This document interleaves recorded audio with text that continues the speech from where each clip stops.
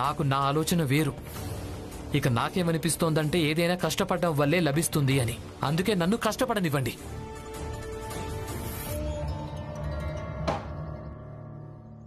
ఏంటంటే భీమరావు, కష్టపడడం వల్ల ఎవరైనా రాజు అవ్వగలిగితే అప్పుడు ప్రతి గాడిద రాజే అవుతాడు. కానీ రాజు ఎవరవుతారు భీమరావు? రాజయ్యేది సింహం. ఇక సింహం కావడం కోసం సింహం జాతిలో పుట్టాల్సి ఉంటుంది భీమరావు. భీమరావు ఒకవేళ నేను తలుచుకుంటే చిటికలో ఈ బారిస్టర్ కుర్చీలో బ్యారిస్టర్ నయ్యి కూర్చోగలను. అది కూడా చదువుకోకుండానే. ఎందుకంటే నేను సింహం. ఇక నువ్వు ఎంతైనా చదువుకో, ఎప్పటికీ బ్యారిస్టర్ కాలేవు. ఎందుకంటే నువ్వేంటి ఏంటి నువ్వేంటి భీమరావు? బాబు బాబు వెనక్కి వెళ్ళు. సార్ ఇప్పుడు ఆఫీసులో లేరు. ఎక్కడికి దూసుకెళ్తున్నావు మూర్ఖుడా? ఎన్నో ఆశలు పెట్టుకుని వచ్చాను బాబు. దుండగులంతా చేరి నా కుటుంబాన్ని చంపేశారు, నా ఇంటిని కాల్ చేశారు. ఇక పోలీసులేమో మేమేం చేయలేమంటున్నారు. న్యాయవాది గారు సహాయం చేయగలరని ఎవరో చెప్పారు. నిజం చెప్పారు. అవును, న్యాయవాది గారు సహాయం చేయగలరు. నీ దగ్గర ఫీజుకి డబ్బులున్నాయా? మొత్తం 7 రూపాయలు ఉన్నాయా? నేనంత డబ్బు ఇచ్చుకోలేను బాబు. అయితే వెళ్ళిపో. ఎందుకు ఇక్కడి నుంచున్నావు? న్యాయవాది గారు ఇక్కడికి రాకముందే బయలుదేరావు. ఆయన పొద్దున్నే నీ ఏడుపు మొహం చూడాలా? వెళ్ళిపో. చూడండి, ఆయనతో మీరు ఈ విధంగా మాట్లాడకండి. ఎన్నో ఆశలు పెట్టుకుని ఇక్కడ దాకా వచ్చాడు. మీరుండండి, ఒకసారి సార్ రాగానే ఆయన్ని కలవండి. ఏం కలవాలి? ఏం కలుస్తాడు? లాయర్ గారి ఇల్లు ఈయన ఆశల మీద నడుస్తుందా? లాయర్ గారు నీకు జీతం ఈయన ఆశలతోనే ఇస్తాడా? చెప్పు. నీ పని చూసుకో. నువ్వు ఇంకా ఇక్కడే సిగ్గులేని వాడిలాగా నిలబడ్డావా మూర్ఖుడా? వెళ్ళిపో ఇక్కడ నుంచి. అలాగే నీకు న్యాయం జరగదు. వెళ్ళ. దయచేసి ఒక్కసారి నన్ను న్యాయవాది గారిని కలవనివ్వండి. నేను వెళ్ళిపోతాను. అయ్యో బాబాయ్, భీమరావ్ ఎక్కడికి? మీరు ఆయన్ని అలా ఎలా తోసేయగలరు? నోరు మూసుకొని నీ స్థానంలో కూర్చొని నీ పని చూసుకో. ఒకవేళ నాకు న్యాయం జరగకుంటే నేను బ్రతికి మాత్రం ఏం చేస్తాను? నేను వెళ్తున్నాను. నేను చనిపోతాను. నా ప్రాణాలు తీసుకుంటాను. వద్దొద్దు బాబాయ్, మీరు ఆగు. ఏమైంది? సార్ నమస్కారం సార్. ఇందాక ఇక్కడికి ఒక పేదవాడు. సార్ నేను చెప్తాను. ఎవరో ఒక పేదవాడు వచ్చాడు. ఫీజు డబ్బులు కూడా తన దగ్గర లేవు సార్. అనవసరంగా ఏవేవో మాట్లాడుతున్నాడు. నేనే వెళ్ళగొట్టాను సార్. వాడికి ధైర్యం చూసారా? నన్నే బెదిరించి వెళ్ళాడు వాడు. చచ్చిపోతానని. నేను చచ్చిపోన్నాను. మీరే చెప్పండి సార్, న్యాయం ఉచితంగా లభిస్తుందా? నేను చేసింది సరైందే కదా? భీమరావు, నువ్వు కూడా ఇలాగే ఆలోచిస్తావా? లేదు లేదు సార్, ఏమాత్రం కాదు. అయితే వెళ్ళు, తనను కాపాడు. ఒకవేళ ఆ వ్యక్తికి ఏదైనా జరిగిందంటే మాత్రం అందుకు బాధ్యుడివి నువ్వే అవుతావు. ఇక ఈ బారిస్టర్ కావాలన్న కల ఉంది కదా, కేవలం కలగా మిగిలిపోతుంది. సార్ నేను అలా అసలు జరగనివ్వను. నేను ఇప్పుడే వెళ్తున్నాను సార్. చట్టం పట్టించుకోనప్పుడు, పోలీసులు విననప్పుడు, న్యాయవాది విననప్పుడు, న్యాయం ఇంత ఖరీదైనప్పుడు నేను బ్రతికి మాత్రం ఏం చేస్తాను? నేను చచ్చిపోతాను.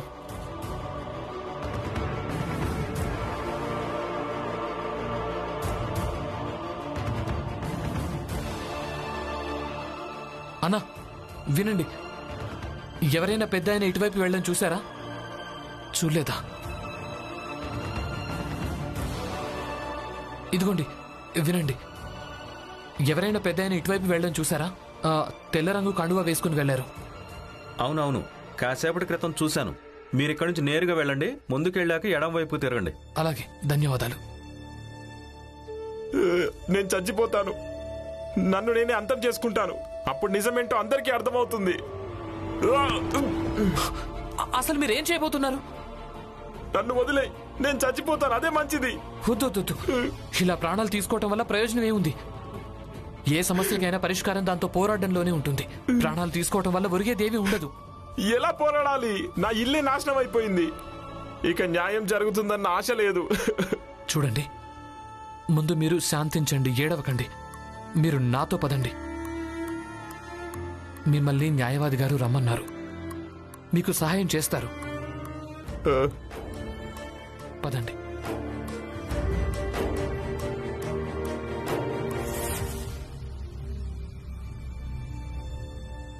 సార్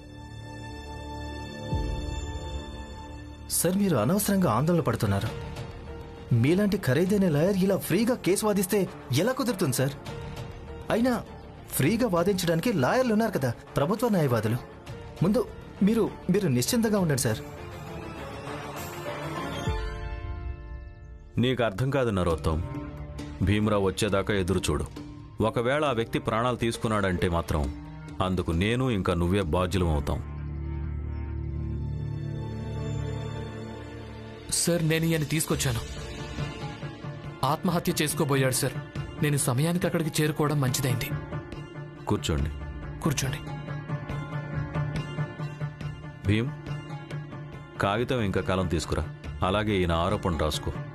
అలాగే. నరోత్తం, ఈయనకు మంచినీళ్ళు ఇవ్వు. ఈ వ్యక్తి చేయి పట్టుకొని భీమరావు తీసుకొచ్చాడు అంటే వీళ్ళిద్దరూ ఒకే జాతి వాళ్ళై ఉంటారు. లేదు, నేను ఒక చిన్న జాతి వ్యక్తికి మంచినీళ్లు తాగించలేను. ఇంతకీ నీదేం జాతి?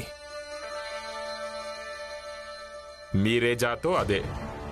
కానీ బాధాకరం ఏంటంటే మన జాతి పెద్దలను మీరు అనడం నేర్పిస్తారు.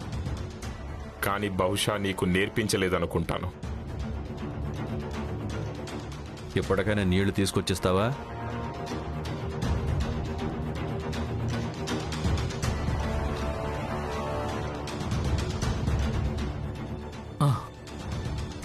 చెప్పండి, మీ ఇల్లును కాల్ చేసిన వాళ్ళెవరు?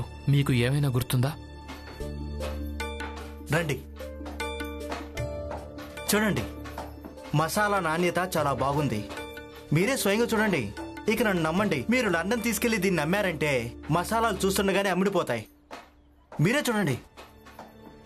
నేను ఇప్పుడే వస్తాను.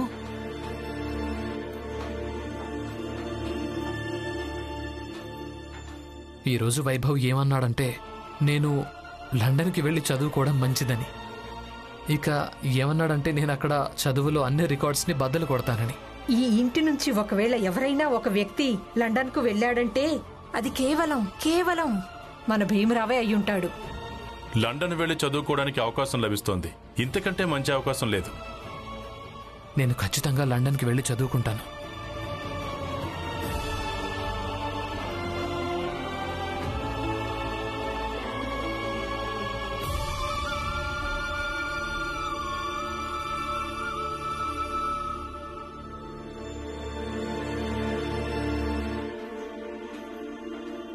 సేట్, నమస్తే. నేను మిమ్మల్ని ఒకటి అడగాలనుకుంటున్నా. అలాగే అడుగు. మీరు లండన్ వెళ్తుంటారు కదా? అవును, ఎందుకు? నీకు కూడా లండన్ వెళ్ళాలనుందా? నేను వెళ్ళి ఏం చేస్తాను? అది నేను అడుగుతున్నానంతే. ఆగండి. ఒకవేళ ఇక్కడ నుంచి ఒక వ్యక్తి చదువుకోవడానికి లండన్కి వెళ్ళాలంటే ఎంత అవుతుంది? చాలా అవుతుంది. నువ్వు జీవితం అంతా మసాలాలు దంచినా కూడా ఆలోచించలేవు. ఇంతకీ ఎవరా వ్యక్తి లండన్కి వెళ్ళి చదువుకోవాలనుకుంటున్నాడు? అది నా భర్త.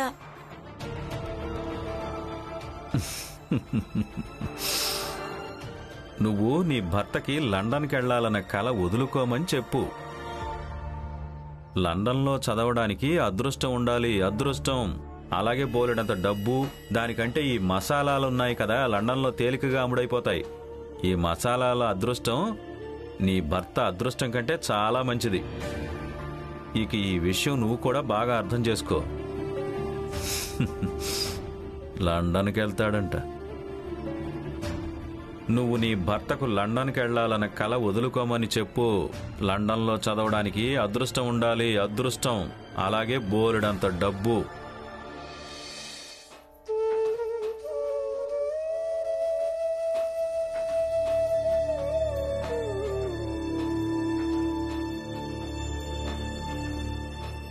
రమా, నిరాశపడకు. తనొక మసాలాలు కొని అమ్ముకునే వ్యాపారి. తనకేం తెలుసు చదువుకున్న గొప్పతనమేంటో, మన భీమరావుకున్న ప్రతిభేంటో. అయినా నువ్వేం బెంగపడకు.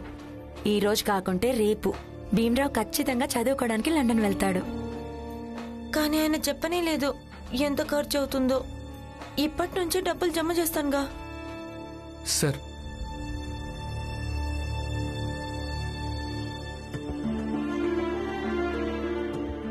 సరే, ఇక మీరు ఇంటికెళ్ళండి. మేము తప్పకుండా మీ పోరాటాన్ని పోరాడతాం. ధన్యవాదాలు న్యాయవాది గారు. ఆగండి. ఇంటికెళ్ళాక శుద్ధీకరణ చేయించుకోండి. వెళ్ళండి. అన్నట్టు క్షమించండి, మిమ్మల్ని ఇక్కడికి తొందరగా తీసుకురావాలి. అందుకే నేను నా జాత ఏంటో చెప్పలేదు, మీరిది కూడా అడగలేదు. పెద్ద తేడా ఏమీ లేదు బాబు. ఎందుకంటే ప్రతి నిస్సాయుడైన పేదవాడి జాతి మీలాగే చిన్న జాతి అవుతుంది.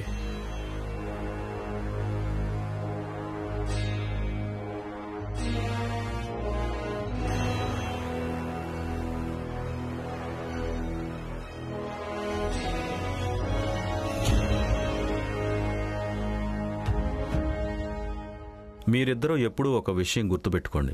బారిస్టర్ న్యాయానికి సిపాయి అవుతాడు. ఒక సిపాయి పోరాడేటప్పుడు జీతం చూడడు, ధనికుడైనా పేదవాడైనా. బారిస్టర్ దగ్గరికి ఎవరొచ్చినా వాళ్లకు న్యాయం జరిగి తీరాలి. ఇక వాళ్లకు న్యాయం దక్కేలా చేసే పని మనది. ఏ రోజైనా మీరు ఈ పని సరిగ్గా చేయడం లేదని మీకు అనిపిస్తే ఈ న్యాయవాదాన్ని వదిలేయండి.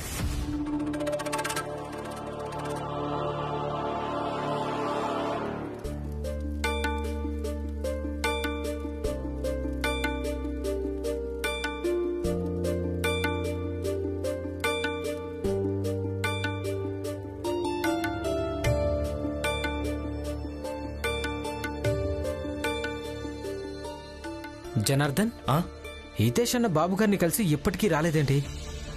డబ్బు తీసుకొని వస్తానని చెప్పాడు కదా. అంటే బాబుగారు డబ్బులు ఇస్తే లెక్క పెట్టి ఇస్తారు కదా మరి. అది చాలక పెద్ద సాహెబు, అతని దగ్గర అసలు సమయమే ఉండదు కదా. పనులన్నీ కూడా ఉంటాయి కదా. హితేష్ అన్న డబ్బులు తీసుకునే వస్తాడులే. ఈలోపు మనందరం ఆటపాటని మొదలు పెడదాం. అలాగే. రామ్జీ అన్నా, మీరు చాలా బాగా పాడతారు. ఈ రోజు మా అందరి కోసం ఏదైనా మంచి భజన వినిపించండి. మనోహర్, నందు రండి. ఈ రోజు మనకు రామ్జీ అన్న భజన వినిపిస్తాడు. రండి రండి, అంత రండి. హాయ్ గారు, ఉదయం నుంచే ఎదురు చూస్తున్నాను. మీరు పనిలో ఉన్నారు. అందరితో సంతకాలు చేయించాను, అలాగే వేలిముద్రలు కూడా వేయించాను. శబాష్. ప్రచండ దేవ్ చెప్పింది నిజమే. నువ్వు చాలా సమర్థుడివి. ఇందులో సమర్థత ఏముంది అయ్యగారు? మీరు మా పేదవాళ్ళందరికీ సొంత ఇల్లు ఇస్తున్నారు. ఇక మేము మా తరపున ఎంత చేతనైతే అంత చేస్తాం కదా. ఇక మీరు చెప్పారు కదా, అందరితో సంతకాలు చేయించిన తర్వాత డబ్బులు ఇస్తారు అని. ఆ డబ్బులు ఇచ్చేయండి. అక్కడ అందరూ ఎదురు చూస్తూ ఉంటారు. వెళ్ళి ఇచ్చానంటే సంతోషంతో అందరూ పాడుకుంటారు, ఆడుకుంటారు, అలాగే తింటారు. అలాగే, తప్పకుండా. కానీ రాత్రి ఈ సమయంలో డబ్బులు ఎక్కడి నుంచి తేవాలి? కానీ ఒకటి, ఇదిగో ఈ జోలా ఉంది. ఇందులో బహుమతులున్నాయి. అందరి కోసం తినడానికి రుచికరమైన మిఠాయిలు కూడా ఉన్నాయి. అలాగే కొన్ని ఆట బొమ్మలు కూడా ఉన్నాయి. అంతవరకు అవి తీసుకెళ్ళు, అక్కడ వాళ్ళందరికీ పంచు. అరే, తీసుకో ఆ జోలే, అలాగే బహుమతులు కూడా. అయ్యగారు, అది సరే, కానీ అది డబ్బులు ఇస్తే గనక. నువ్వేం చెప్పాలనుకుంటున్నావు? నీకు ఈయన మీద నమ్మకం లేదా? అది కాదు అయ్యగారు, నేను కేవలం నమ్మకం గురించి కాదు ప్రచండ దేవ్. ఒకవేళ ఎవరికైనా ఏదైనా ఇబ్బంది ఉంటే తను ఎలాగూ మాట్లాడతాడు కదా. చెప్పు హితేష్, ఒకవేళ నీకు నా మీద నమ్మకం లేకుంటే ఈ కాగితాన్ని నువ్వు ఇప్పుడే తీసుకొని వెళ్ళిపోవచ్చు. నేను నిర్మించేది భవనమే కదా, ఇంకెక్కడైనా నిర్మిస్తాను. అది కాదు అయ్యగారు, నమ్మకం ఉంది, పూర్తిగా నమ్మకం ఉంది. తీసుకెళ్తాను.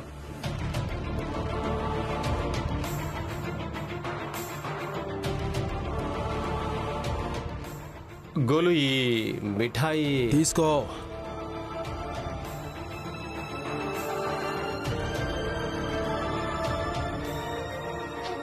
వస్తానయ్య గారు. ఇవి తీసుకెళ్ళి అందరికీ ఇస్తాను, సంతోషపడతారు. వెళ్ళొస్తానయ్య గారు.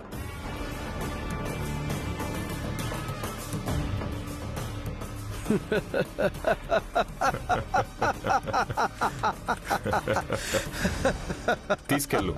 ఇక ఎంత సంతోషపడతారో పడండి. నేను వేసినటువంటి ఈ వలలో మీరందరూ పూర్తిగా ఇరుక్కుపోయారు. మీరందరూ కలిసి ఎంత గింజుకున్నా సరే నా పిడికిల్లో నుంచి మీరెవ్వరూ బయటపడలేరు. ఇక మీరు నా దృష్టిలో కేవలం ఆట బొమ్మలంతే. నాకు నచ్చినంత వరకు ఆడతాను, నాకు నచ్చకుంటే విరగొడతాను. ఇక మీ అందరి ఆట ముగిసింది.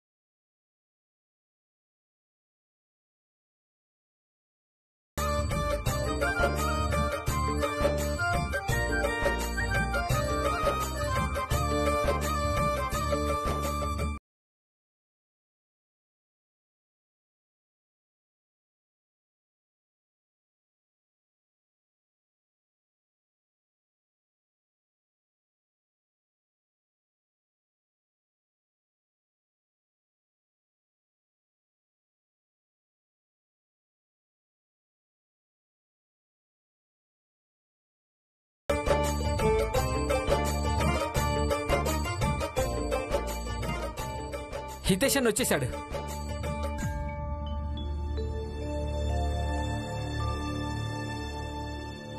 అదిగో హితేష్ అన్న బోల్డ్ అని డబ్బులు తీసుకొస్తున్నాడు. డబ్బులు ఇవ్వు, పంచుకుందాం.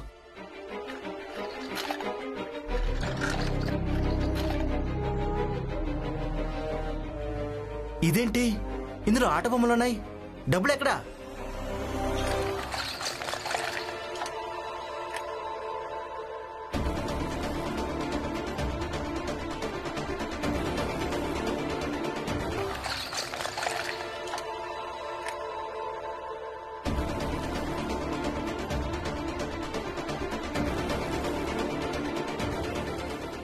హితేష్ అన్న, ఇదంతా ఏంటి? చూడు జోకు, రాత్రి అయింది, పెద్ద మనిషి కదా, డబ్బులు ఇస్తాడా? ఇక ప్రస్తుతం ఈ ఆట బొమ్మలు అలాగే ఈ మిఠాయి ఉచితంగా వచ్చాయి కదా. హితేష్, కొంపదీసి మీ బాబుగారు మనందరినీ మూర్ఖులం చేయలేదు కదా? దలియా అమ్మా, నువ్వు మళ్ళీ మొదలు పెట్టుకో. అలాగే ఇది రుజువు చేయడానికి ప్రయత్నించకు. భీమ్రావు ఏం చెప్పాడో అదే నిజమని, అలాగే మా అందరిది తప్పని. లేదు లేదు, భీమ్ చెప్పిందే తప్పు. ఇప్పుడు నువ్వేం చెప్తున్నావో అలాగే హితేష్ ఏం చెప్తున్నాడో అదే నిజం. కానీ ఇప్పుడు డబ్బులు ఎక్కడున్నాయో అది చెప్పు.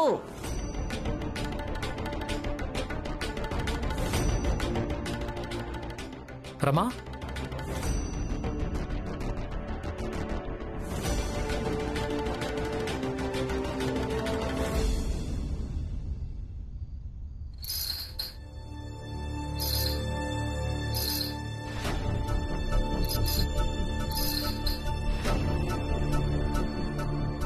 అసలు నువ్వేం చేస్తున్నావు రమా? వీళ్ళకి ఇలాగే కావాలి. వీళ్ళ బాబుగారు వీళ్ళ చేతిలో ఆట బొమ్మ పెట్టారు. అయినా ఈ ఒక్క బాబుగారేంటి, ఇంతకు ముందు ఎంతో మంది వచ్చారు, ఇలాగే ఆట బొమ్మ పెట్టి వెళ్ళిపోయారు. ఇక మీరంతా ఆడుకుంటున్నారు. తీసుకోండి, ఆడుకోండి. అందుకే నా భర్త ఆట బొమ్మ ఇవ్వడానికి బదులు పుస్తకం ఇవ్వమంటారు. కానీ మీ అందరికి అది నచ్చదు.